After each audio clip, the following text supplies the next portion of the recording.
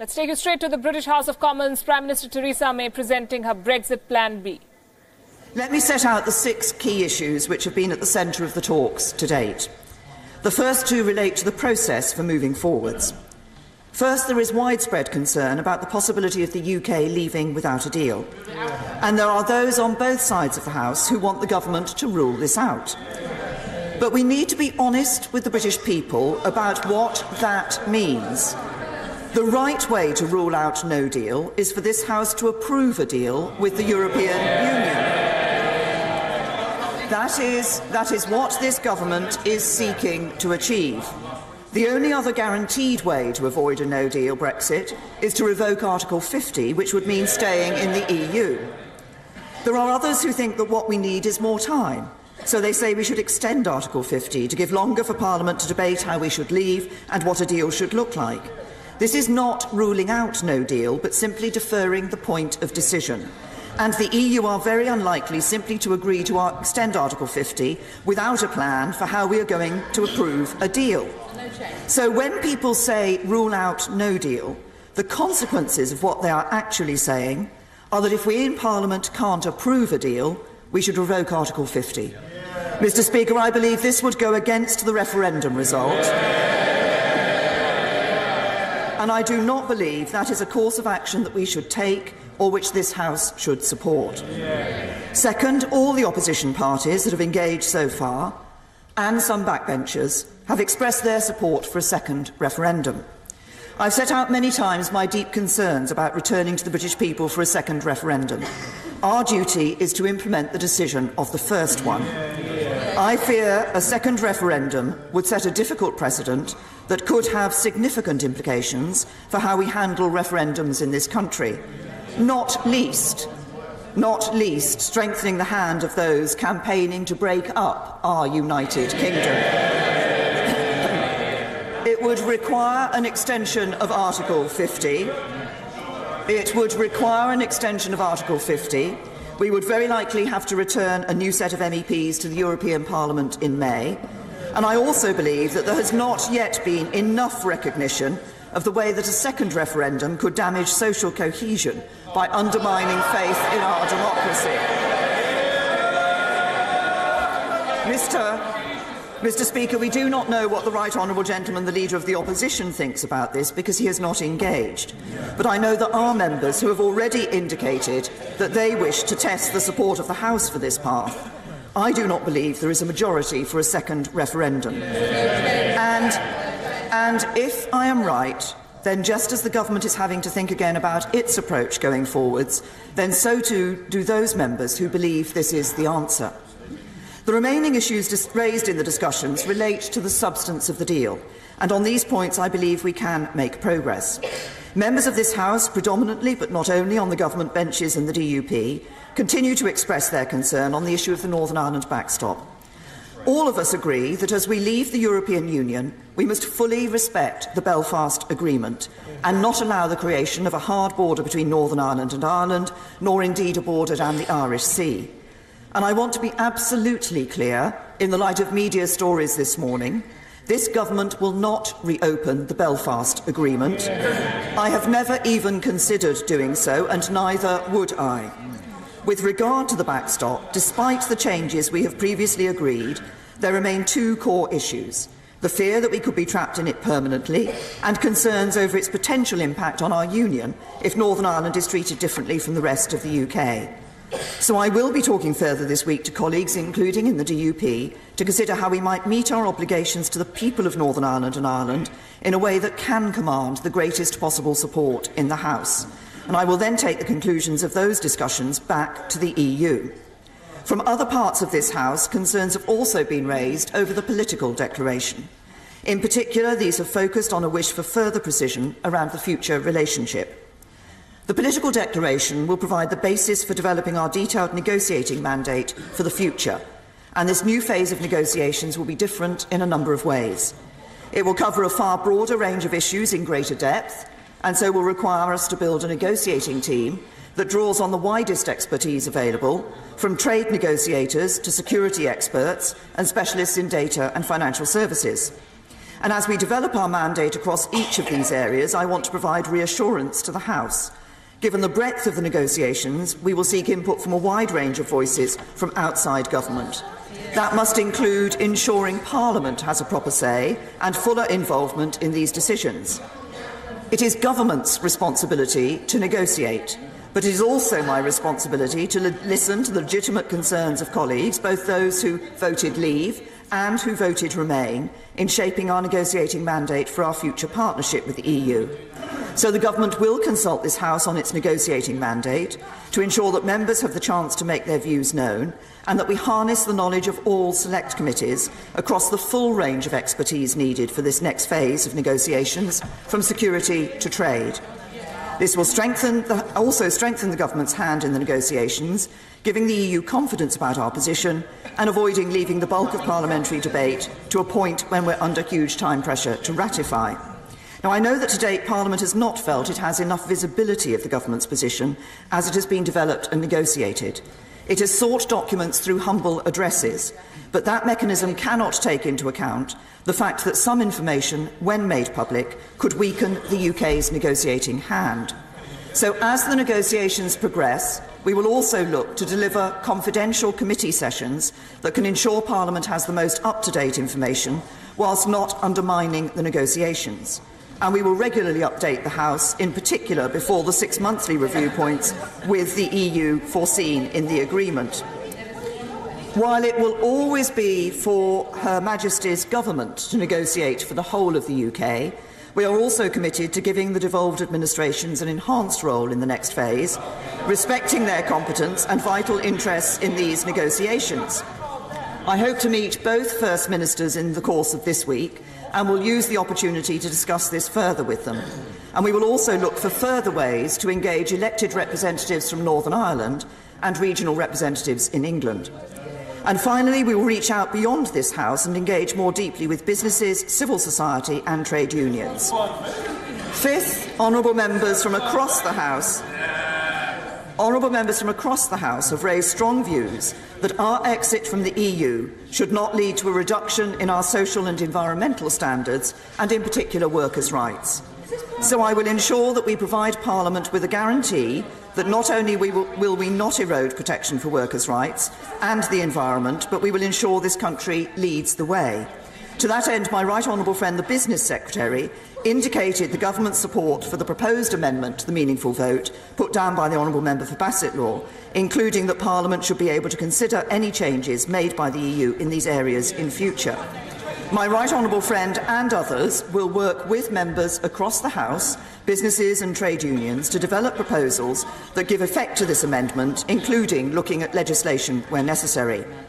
Sixth, and crucially, a number of members have made powerful representations about the anxieties facing EU citizens in the UK and UK citizens in the EU who are waiting to have their status confirmed. We have already committed to ensuring that EU citizens in the UK will be able to stay and to continue to access in-country benefits and services on broadly the same terms as now in both a deal and a no-deal scenario.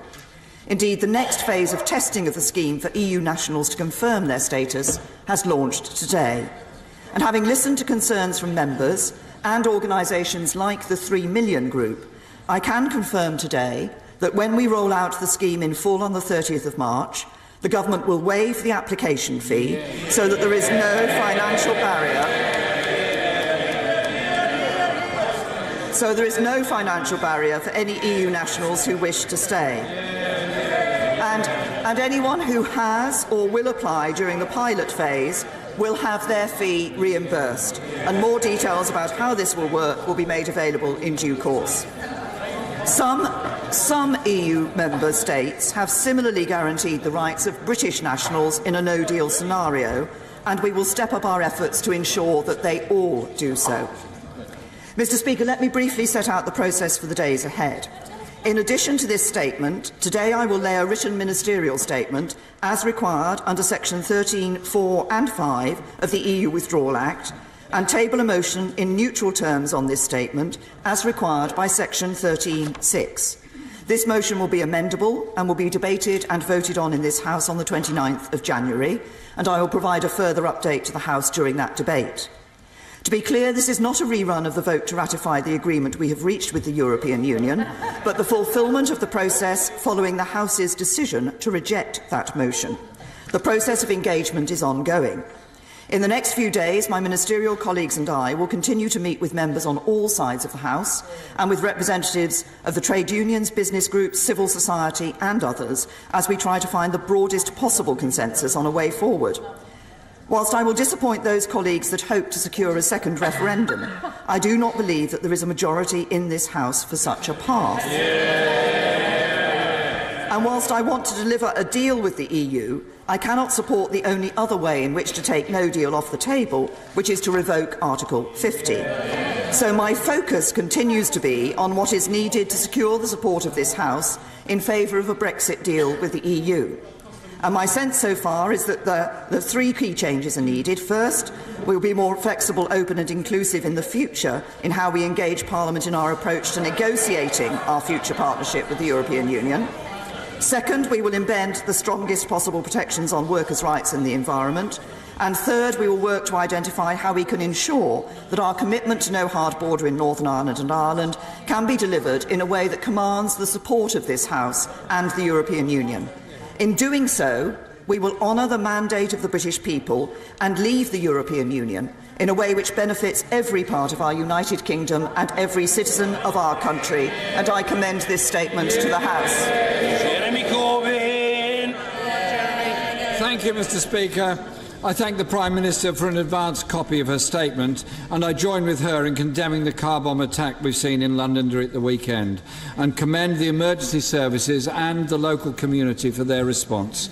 Mr. Speaker, the huge achievement of the Good Friday Agreement in reducing violence in Northern Ireland must never be taken for granted. It was an historic step forward, but we cannot take it for granted. The government still appears not to have come to terms with the scale of the defeat in the House of Commons last week. The Prime Minister seems to be going through the motions of accepting the result, but in reality is in deep denial. The logic of that decisive defeat is that the Prime Minister must change her red lines because her current deal is undeliverable.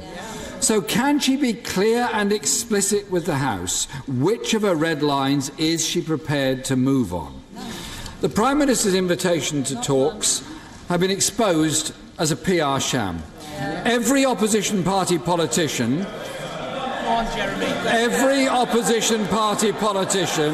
came out of those meetings with the same response. Contrary to what the Prime Minister has just said, there was no flexibility, there were no negotiations, nothing has changed. Order. The Prime Minister was heard, and when there was noise, I called for it to stop, and the same must apply to the Leader of the Opposition. No one in this chamber will shout the right honourable gentleman down. Don't even bother trying, you're wasting your breath. Jeremy Corbyn. Thank you, Mr. Speaker. But I do welcome the commitment of that the fee for EU citizens to apply for settled status will be waived. Mr. Speaker, the Prime Minister was fond of saying that this is the best possible deal on the table. It is the only possible deal on the table. But our EU negotiating partners are clear, and I quote, "Unanimously, the European Council have always said that if the UK chooses to shift its red lines in the future to go beyond a simple free trade agreement, then the EU will be immediately ready to give a favourable response." The House voted to hold the referendum. It also voted to trigger Article 50. There is a clear majority of this House to support a deal in principle and to respect the referendum result. But it requires the Prime Minister to face reality and accept her deal has been comprehensively defeated. Instead, we now understand the Prime Minister is going back to Europe to seek concessions on the backstop. Can I ask the Prime Minister this? What is the difference between legal assurances and concessions? What makes her think that what she tried to renegotiate in December will succeed in January? Mr. Speaker, this really does feel a bit like Groundhog Day. So, The first thing she must do is recognise the clear majority in this House against leaving without a deal and rule out no deal and stop the colossal waste of public money planning for an outcome. Questions too must be asked of the Chancellor. He reassured businesses that no deal would be ruled out by the Commons, yet he is sanctioning £4.2 billion to be spent on an option he believes will be ruled out. The Foreign Secretary said last week it was very unrealistic to believe the House of Commons would not find a way to block no deal. Mr. Speaker, can I ask the Prime Minister to meet first with her Chancellor and her Foreign Secretary and see if they can convince her to do what is in her power to rule out no deal? And if she will not do that now, will she confirm to the House that if an amendment passes that rules out no deal, she will implement that instruction? The Prime Minister agreed the backstop because of her pledge to the people of Northern Ireland to avoid a hard border. But no deal would mean a hard border in Ireland and break the Prime Minister's commitment. Is she seriously willing to accept a hard border? But today heralds the start of a democratic process where this House will debate amendments that will determine how we navigate Brexit. Of course the government tried to block us ever getting to this stage. They wanted us to have no democratic scrutiny whatsoever. Labour set out, and I believe there may be a majority in the House, for such a proposal for a new comprehensive customs union with the EU that would include a strong single market deal that delivers frictionless trade and ensure no race to the bottom on workers' rights or indeed any other of the important regulations and protections we have. We will, as we've said consistently from the beginning, back amendments that seek to rule out the disaster of no deal. And, as we've said, we will not rule out the option of a public vote. So, Mr. Speaker, no more phony talks. Parliament will debate and decide. And this time, Mr. Speaker, I hope and expect the government to listen to this House. Thank you, Mr. Speaker. Can I just say to the right honourable gentleman, he says no more phony talks. It would be nice just to have some talks with him. Right, so that's Theresa May's Brexit Plan B. No second referendum, no taking the no-deal Brexit out off the table, and another round of negotiations and consensus building. The opposition, as expected, has slammed this as a PR stunt. The debate goes on. We'll, of course, track the story for you.